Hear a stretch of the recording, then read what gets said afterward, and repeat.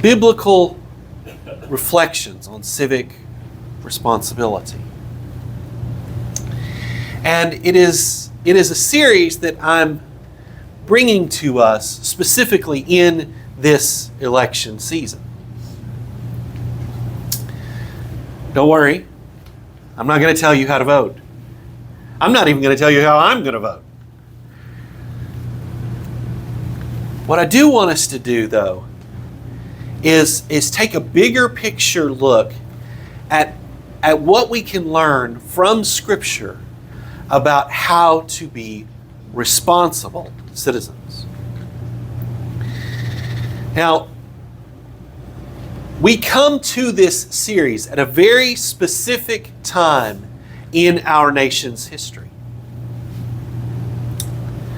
The citizens of our nation no longer trust its institutions, nor do they understand its foundational values. Worse, different socio-political groups hold open animosity towards one another.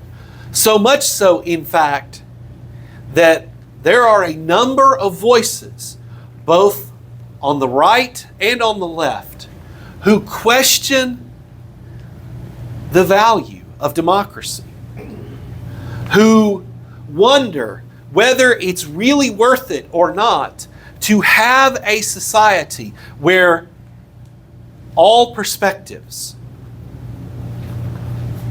are valued and all people are respected.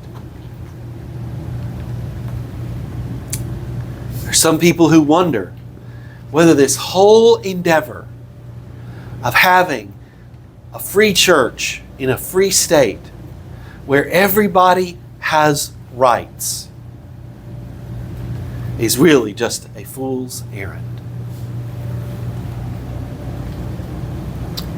Now, we need to remember that the Bible does not endorse one particular form of government over another. And in fact, the New Testament is clear that God works through the church, not through a specific nation. Okay?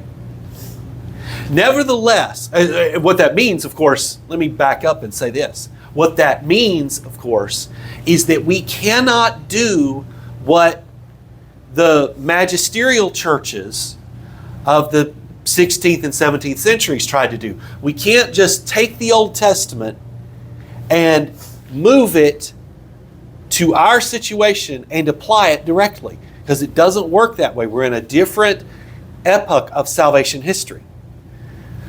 That does not mean, though, that the Bible doesn't have something to say to us. It just means that we need to work a little harder to understand what that something is.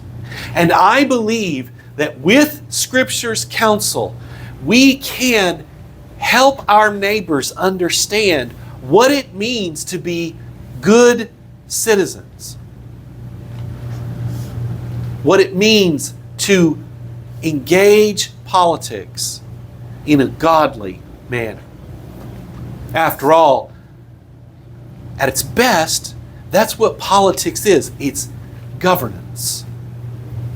It's working together to address common challenges. Now, how are we going to do that? Okay? Well, we're going to start this morning by looking at a political crisis. Okay? Ancient Israel's political system was broken. Ancient Israelite society had some difficult challenges. Okay?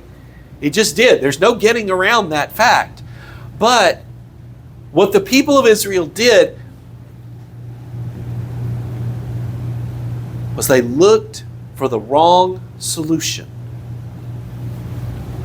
And we want to learn from what they did. Okay? Now, as we engage our text this morning, we need to understand some things about what Israelite government was like. How was Israel's original government set up? Now, we're kind of using the word government a little bit loosely because this community, this nation, was organized as a, what you might call, tribal confederation. Okay? Now, at first blush, this looks like a less evolved form of government than monarchy. It is probably less bureaucratic, but it has some other characteristics that I think we're going to recognize. But let's first, before we get to those characteristics, let's look at its structure, okay? At the top of the heap, you have the National Assembly. Now, the National Assembly didn't meet that often, but it made big decisions. Now, these decisions were not necessarily legislative because Israel had been given what we might call a constitution. That's the law. That's the Ten Commandments and all of the case law that goes with it. Okay? So Israel has this body of laws by which it is to work. What the National Assembly did was they made big picture executive decisions like going to war. They made really difficult judicial decisions. Okay? And we see some examples in the law of issues that might come before this National Assembly or perhaps a lower level tribal assembly. We'll talk about that in a moment. Like, for example, was this killing a manslaughter or was this killing a murder? Okay? Now, below that is the tribal level of administration. And at the tribal level, there were probably assemblies. We see a little bit of scant evidence of that in Joshua and Judges, but normally we don't see a whole lot of evidence of that. But we can pretty much surmise that happened as well. But one of the most important things that those tribal assemblies probably did was they elected tribal officials, magistrates, military leaders, etc. And out of those officials emerged these people that we traditionally call judges. Okay? Now, below the tribal level, you had what I've called here clan, city, village. This is the local level of governance. And it was, broadly speaking, familial in its organization. Okay, we'll talk about the family here in a moment, the closer family. But, a village might have been made up of, or a town might have been made up primarily of, let's say, for example, Roy and all of his first, second, third, and fourth cousins. So you got this big old group of people. It is, say, well, we'll just call it the clan of Audrey, right? Okay? Or maybe even an ancestor further back, right? And it's a pretty big group of people. And that group of people would have elders. And those elders would make most of the local decisions, and they would apply different laws. Some of them would be actually written down codified laws. Some of them would simply be customs to different legal situations. It's where legal transactions were made. If you want to see an example of this, you could flip over to Ruth chapter 4, where Boaz marries Ruth. What happens there? Well, he goes to the city gates, and it seems that Boaz himself was an elder.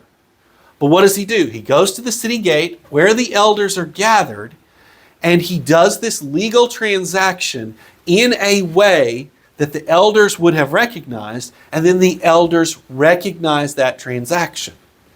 Okay? Now, below that level is the family. Now, why do we include this as part of government? Because it's not just, husband, wife, kids. Okay?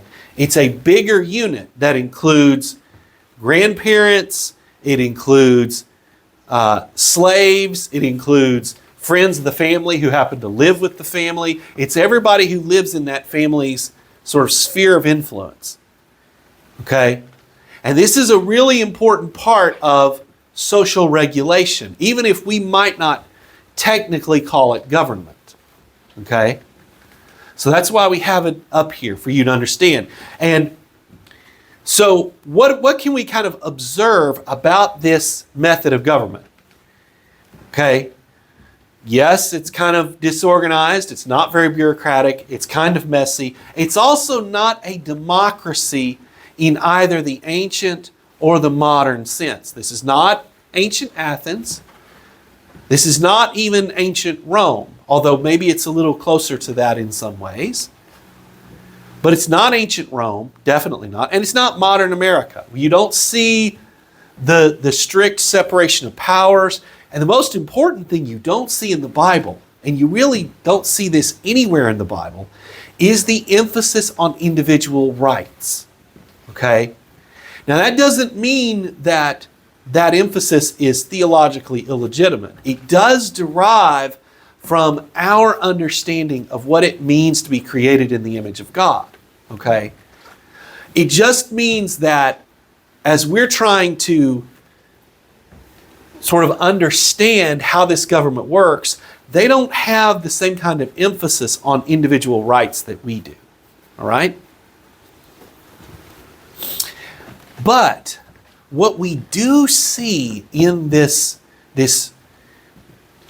way of governance is a decided emphasis on self-determination, on self-government. Okay? Most of the decisions that are made at the local level. And while there is no technical separation of powers, there is some differentiation of power. For example, you've got prophets and you've got priests. Now the priests administer this whole apparatus associated with worship. Not only that, but they're the guardians of the law. So you're thinking, oh, when it comes to religious or even legal issues, the priest is the top dog, right? Not so fast, because the prophet speaks on God's behalf. Remember, the assumption that overrides this whole system is that God is king, right? Okay? So what does the prophet do in this system? The prophet helps the people understand what is God's will, right? So you do have some differentiation of powers, but really the most important thing that we want to keep in our own minds is this notion that people are able to determine the course of their own lives to whatever ability that they have to do so well. Okay? They are able to take charge of their own life. They have their own land. They're able to do their own thing, right? And we're going to come back to that. We're going to talk about why that's so important and why it actually is valuable for us to make that observation. Okay? Now, so with that notion of self-determination being at play here, all right, what's going on with Israelite society? Well, that's a complex and unfortunately a difficult question. And we see the answer to that question in the last verse of Judges. Judges 21:25. And notice how I have this translated here on the screen for you. In those days, there was no king in Israel. Each man did what he thought was right. Now, I want to direct your attention to two words in that translation. The first word is man. Okay? It is the Hebrew word ish, which means man or husband. It can also mean human, but I'm not translating it human. One reason is linguistic, because there's another word in Hebrew, Adam, I think you've heard that word before, Adam. That means human, okay? Adam is related to the Hebrew word for earth, for dirt, okay? So Adam, that's what we normally hear. But you could still use ish for human, just like in English we could use the word man or mankind for human, right? Well, except that the story that Judges tells us, especially in the last third of the book, demonstrates what happens to women when men do what is right in their own eyes. Okay? So I really think that we need to pay attention to the specific Hebrew word that is chosen here. Man. And then I want you to focus on that word right. It's an interesting Hebrew word. It can mean level or straight, which is kind of an idiom for what we would consider right, but it's not the standard word for righteous. Okay? It has another meaning, pleasing. Right? Okay? Now, that should give you a whole different way of thinking about how this is summarized, how the message of Judges is summarized in this verse. Each man did what pleased him. Sometimes it was right, sometimes it wasn't, and sometimes he just didn't even think in terms of right or wrong. He thought in terms of what made him happy. By the way, the Hebrew idiom there is what was right in his eyes. I've just kind of translated that idiom as what he thought was right, because that's what they're really trying to communicate. But you can kind of, even that idiom, men, is powerful, isn't it? Because a lot of times we decide what pleases us through our eyes. Now, that had disastrous consequences for Jewish society, for Hebrew society, as you well know if you have read Judges. It ultimately resulted in the near destruction of an entire tribe because that tribe had participated in an egregious act of criminal behavior. It was disgusting what happened. But it is illustrative of how people behaved in this context where they did not have an overarching power. Someone who could hold them accountable with autocratic power. We're going to come back to that phrase at the end of our time together this morning. So keep that phrase, autocratic power, in your mind. So it's in this context now that we come to 1 Samuel 8. Okay? So you've got this society that has a deep illness to it. That illness is motivated, at least in part, by idolatry. We see that going on in Judges 2. But that idolatry, according to both Judges and 1 Samuel, is directly related to another problem. Israel keeps having difficulties, if you want to call them that, with their neighbors. You know, the kind of difficulties that get people killed. Wars. And Israel keeps losing some of those wars, right? Now, of course, what we know as the reader is that that is the result of divine judgment. But that seems to have been lost on Israel's elders. So they come to Samuel and they ask for a king. Now, I want you to pay careful attention to their stated reasons. Okay? They don't come and ask for a king because, hey, we've got a problem here.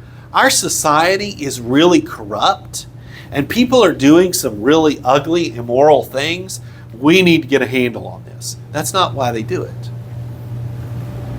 They have three stated reasons. The first is, hey, Samuel, you're old. Now, what are they saying there? They're bringing attention to what we might call leadership instability. We just don't know who's going to be in charge after this. And they had been through, by this time, centuries of this kind of rule. God would raise up a judge. That's what we traditionally call it. But what they really were, in addition to their judicial function, was a leader. Somebody who could provide leadership for either a single tribe or the entire nation, or maybe a group of tribes. Okay? Somebody who could lead them in battle, somebody who could lead them administratively. But you never knew when those people were going to come. You never knew from where they were going to come. You know? Do we ever feel that way in a modern democracy? Yeah. We just don't know who's going to rise to the top. Who's going to be, what are our options to vote for, whether it be for president or for senate or for governor or whatever it happens to be, right? Now, you might already be thinking, that's a rather thin reason to be asking for a king, but maybe it's the most direct logic because, from a logical point of view, because at least they would know we have this stable rule. Now, if you've done any study in ancient Near Eastern history, you know that monarchies were not actually all that stable. It's not uncommon for a monarch to be murdered, but, they're still banking on the stability of a monarchy. Now, what's their second reason? Now, this, you would think, is their strongest reasoning to come before the Lord. They say, Samuel, you are old and your sons don't follow your ways. Now, the narrator has already helped us understand what that means. It means that while Samuel himself was a good judge, and this time we're talking specifically judicially, okay? While Samuel was a good judge, his sons were not. His sons were corrupt. They were trying to get money through their position as administrative and judicial leaders. So that would seem to be a reason to say, hey, Samuel, we need to replace you and your family. And by the way, how does the book of 1 Samuel open? It opens with Eli, who was a priest and a judge, and whose sons were also corrupt. And God eventually judges both Eli and his sons. That's how Samuel got his job. So when the narrator writes this, we're thinking, if Samuel doesn't get this under control, he's sliding towards judgment himself, right? But the elders have taken matters into their own hands, and their request seems logical until you remember this fact. A judge you can get rid of. A king you can't. So what happens if your king becomes corrupt? Or his sons become corrupt? Or his grandsons become corrupt? Now you're stuck with him. And now this request for a king doesn't seem so logical after all, does it? Now the third request is the one that really shows where not just their heads are, but their hearts are. Give us a king so that we will be like the other nations. Now specifically, what they're talking about is military organization. A king is able to conscript people and build a standing army and all of that kind of stuff, right? That's what they're asking for. And if you want to skip down to verses 19 and 20, when they respond to Samuel's message to them, and you see that's exactly what they're looking for. They want somebody, and I think this language there in verses 19 and 20 is so instructive. Because what did they say? They said, we want a king to go ahead of us. Well, if you remember your Joshua and Judges, who is it that is supposed to go ahead of them into battle? The Lord. Right? But the thing is, the Lord is not obligated to go ahead of them into battle, and He's in fact told them, I won't go ahead of you into battle if you're messing around with idolatry and all sorts of other injustice and unrighteousness, right? But a king has a self-interest. He will go ahead of them into battle no matter what happens. Do you see what's happening here? Do you understand what the elders are really doing? Well, in case you're not entirely clear about it, God makes it clear for you. Look there in maybe verses, 4 through 8 or thereabouts. Well, how does God respond to this request? You know, he tries to comfort Samuel and say, hey, look, they've done this to me, so don't be surprised they're doing it to you. But notice the way that God interprets it. Notice the way that God interprets this request. He interprets it as a rejection of divine sovereignty. A rejection of Him as their king. Now, what's really going on here? Okay? Well, of course, we humans like to reject divine sovereignty, because if God is king, then we are not. But there's something else going on here, and I haven't even listed it here on the screen, and I should have.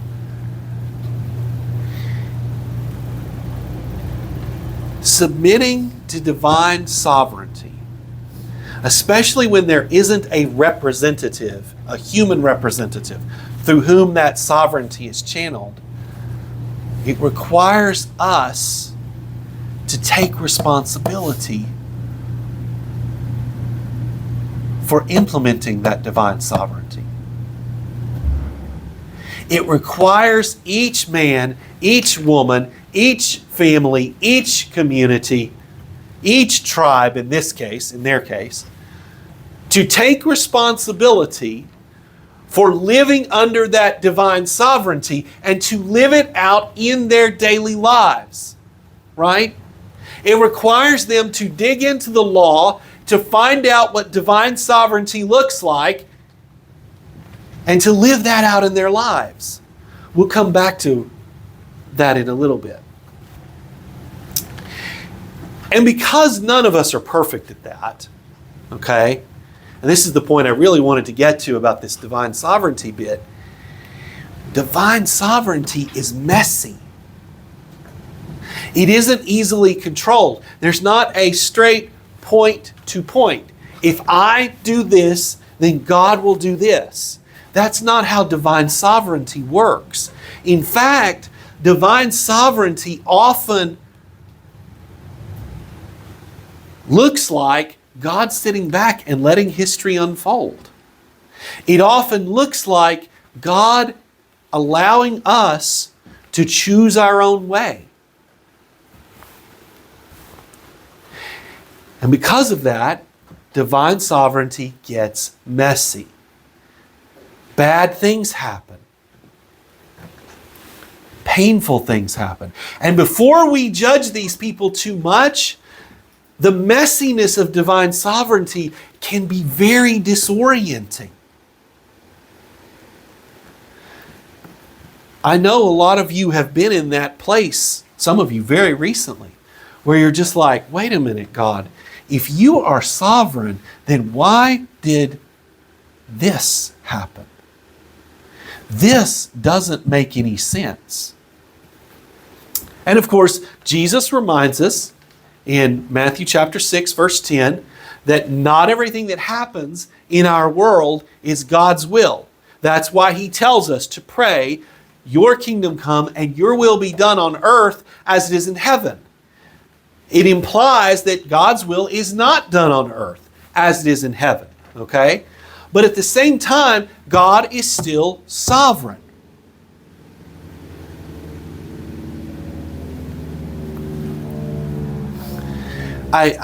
There's a former pastor of mine that's now executive pastor at First Baptist Waxahachie. He used to like to say, God may not be in control, but he is in charge. Now, that's a tension that makes a lot of Baptists uncomfortable, inculcated as we are into sort of an informal Calvinism. But guess what? If that makes you uncomfortable, you're in great company, because it makes everybody uncomfortable, including the elders of Israel. It's hard to submit to divine sovereignty. It's hard to take responsibility for our own actions. It's hard to realize that God is king and I am not, but I still have responsibilities. All of that is part of this recognition on God's part. Hey, look, here's what this is really about, Samuel. They are rejecting me as their king, which means they're rejecting these vocations that I've just listed for you.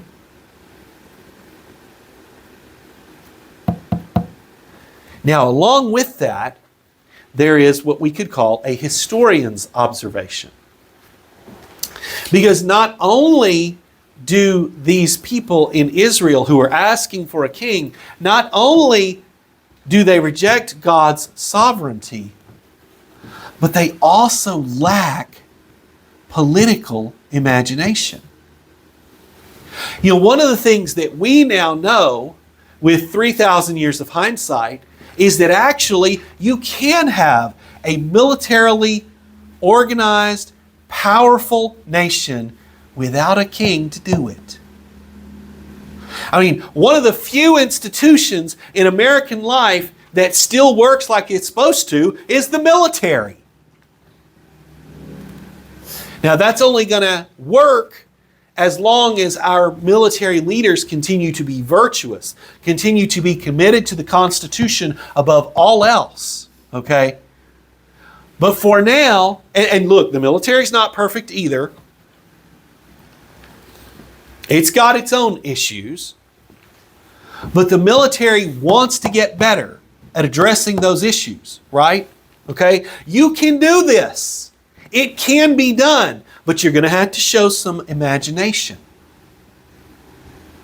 And that's not what they did. What they did was they reached for the easy button. You remember those old, what was it? Staples, or not Staples, it was the other place, Office Depot. Where's my easy button? You know, well, they reached for the easy button. And guess what? As we will see over the next couple of weeks, there isn't one. There isn't one. And in fact, we don't have to wait for the next couple of weeks to see that, because God tells the people of Israel, this is not what you think it is. This is not an easy button. How does he do that? He tells Samuel, warn them about what's going to happen to them. What's going to happen to them? They're going to lose what we would call self-determination or self-government, or in American parlance, liberty. Now, what is liberty? Well, historians remind us that liberty is not just freedom from. So it's not just freedom from tyranny, it's not just freedom from oppression, it's not just freedom from foreign control. And it's certainly not just freedom from government altogether. That's called anarchy. No, freedom is also freedom to. It's liberty to. Okay? It's the liberty to live your life in a way that you think is going to make sense for you and your family. And notice how I've framed that. I'm already directing us towards this social scientific understanding of hope. Why is it that the old Neil Diamond song, they're coming to America, right? Why is it that people come to America? Because in America, they see the possibility of hope. Now, what does hope mean? In this context, it's not a theological definition, okay? It is a sociological definition. And for this, I'm depending on Harvard University economist Arthur Brooks, who is also a believer. He's a dedicated Roman Catholic. How does Brooks define hope? Hope is the capacity to positively impact your family's future for good. It's the ability to take your own ingenuity, your own hard work, and make it turn out good for you and your family. Okay? That's sort of an economic definition or a sociological definition of hope. Okay? Now, does that delegitimize the theological definition? No, certainly not. In fact, remember, words can mean more than one thing at the same time. So we can have a theological understanding of hope, which is the deeper, more resilient hope, but we can also talk about hope in this sociological frame, and it still matters. It still matters. If you don't think it matters, just ask some of our brothers and sisters in Christ who live under oppressive regimes around the world, who do not think that they can change anything about their circumstances for the better. That their life is this interminable parade of suffering and oppression. And what God is saying to the people of Israel is, you are giving up this really precious thing. Liberty, self-government, self-determination.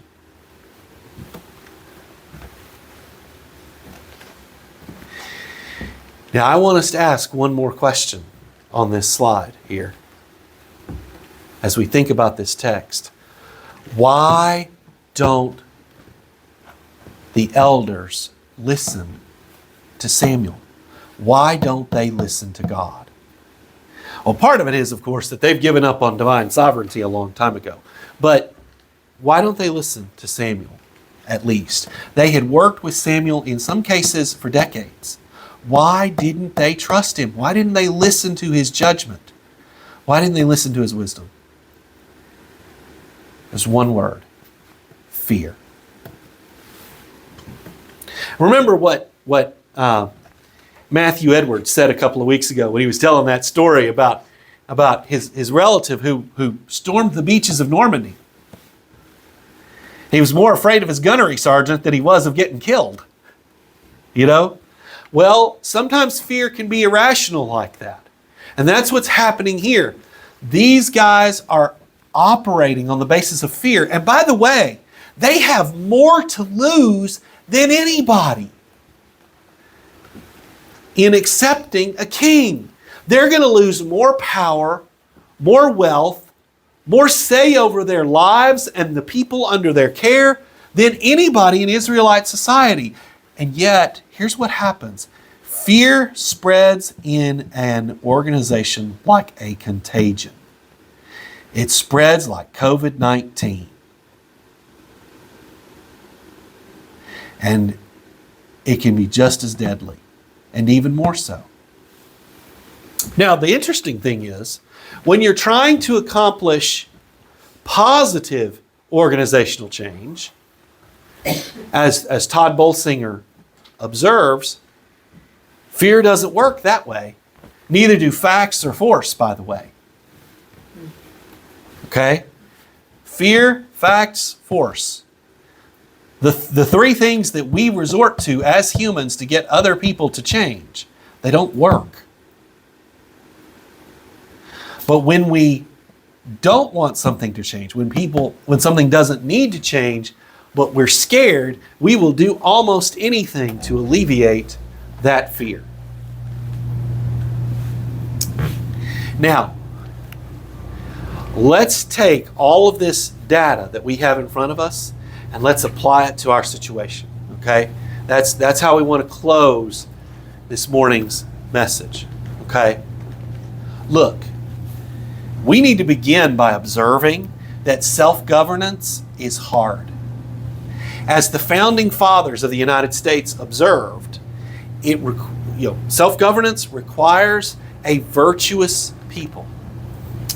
And as the Mosaic Law itself observes, self-governance also requires individuals who care about themselves, who care about their neighbors, and who care, yes, about the strangers in their midst. Self-governance takes work, and it takes character. Moreover, there is a lot to be afraid of in this world. There is a lot that we should be afraid of, right? I mean, nobody wants their society to descend into moral anarchy. And part of what Judges is telling us is that that is what had happened in ancient Israel. Nobody wants to be the victim of a corrupt leadership structure, of a corrupt power structure. That structure doesn't always have to be formal, by the way. You may have seen the news stories about the famous rapper Sean P. Diddy Combs, who is now facing hordes of charges, criminal charges for years, perhaps even decades of sexual assault. I can promise you right now, there are people who have been suffering in that context, assuming that, if he is at all guilty of even half of what he has been alleged, there have been people who have been suffering under his power for decades, very much like the Jeffrey Epstein case. Wealth, power, privilege, connection can result in disastrous, destructive, terrible oppression. Nobody wants that. And of course, just ask the people in Ukraine right now. Nobody wants to have their nation overrun by a foreign power. But fear very often motivates a people to wrongly identify the problems they face, to propose the wrong solutions to those problems, and to sacrifice what is most precious to them.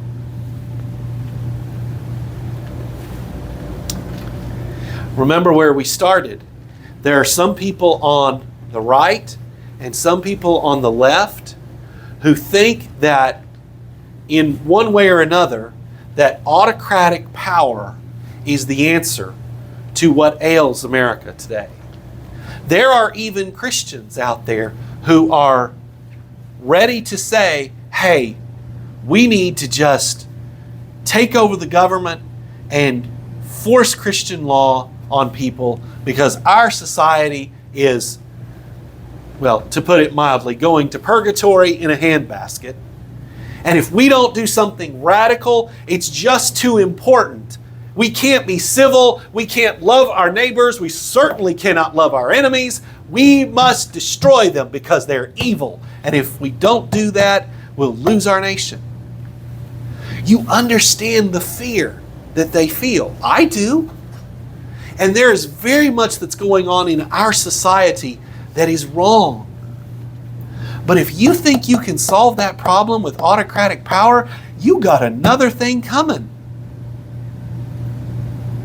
Autocratic power doesn't cure that disease. Most of the time it only makes it worse. Or it introduces new diseases. Just a couple of weeks ago, Christianity Today in one of their podcasts was talking about a visit that several Christian leaders, including Philip Yancey, made to the Soviet Union very soon after the fall of the Iron Curtain. So 1989, 1990 or so. And they talked with some of the people who worked for Pravda, the propaganda paper of the Soviet Union, and for people who worked for the KGB. And what those people told them was, no, communism did not create the workers' paradise that we said that it would. And B, it deprived individuals and families and communities of the ability to be good. They didn't know how to be good anymore. The same will happen to us. You can't fix what's wrong with our nation from above. You have to fix it from below. Now that doesn't mean that you don't work for moral laws, and it certainly doesn't mean that you don't try to vote for the best of what can be sometimes some bad options. Okay? Don't misunderstand that. But our job as followers of Jesus is to take a different approach than everybody else. It's to follow the way of Jesus. It's to model for our neighbors commitment to God, love for one another, and an ethic of working for the common good.